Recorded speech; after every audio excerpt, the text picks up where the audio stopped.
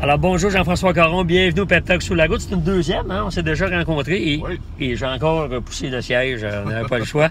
Alors, Jean-François Caron, 7 fois champion d'homme fort du Canada, parmi les 5 meilleurs au monde, sûrement en devenir d'être l'homme le plus fort au monde. Quelle est ta discipline? Comment tu fais pour avoir une discipline de fer pour arriver à ça? Ah, la discipline, je te dirais que c'est la chose la plus importante dans mon sport. Ouais. Puis aussi, je suis en affaires, hein, puis c'est un peu la même chose. Premièrement, moi, j'ai un horaire planifié à l'avance. Puis c'est rare que je vais déroger de mon horaire. C'est vraiment... Donc, horaire, l'agenda chaque jour, ouais, tout ça, OK. Oui, puis moi, je te dirais que la chose la plus importante dans mon sport, c'est l'alimentation. Ouais. Fait que je sauterai pas mes repas. OK. Jamais je vais négliger mes entraînements. Mes traitements, tout ça. Jamais je vais annuler un traitement. Là. Je me souviens pas la dernière fois que c'est arrivé. Là. Mais qu'est-ce que tu faisais par traitement?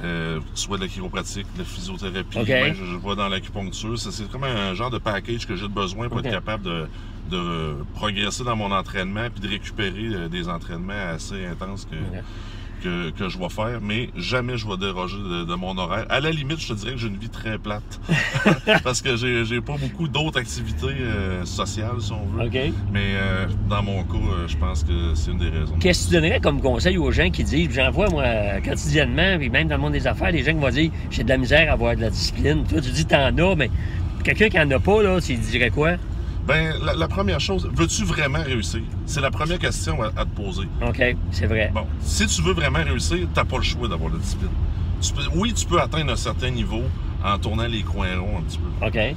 Mais, admettons, tu veux devenir dans les meilleurs au monde ou atteindre le top mondial, c'est plate. Mais les autres athlètes ou les autres gens en affaires dans ton domaine, peu importe, eux autres, ils tournent pas les coins ronds. Donc, le secret pour avoir de la discipline, c'est pas tellement la discipline, ça veut dire elle va venir tout seul avec le désir de réussir. C'est un énorme désir. C'est justement, ça devient que c'est pas un effort de faire cette discipline-là. Okay. Parce que si ça demande un effort à tous les jours de suivre ta discipline, on s'entend que tu vas te décourager au bout de quelques semaines, de quelques mois, ou même on parle d'années.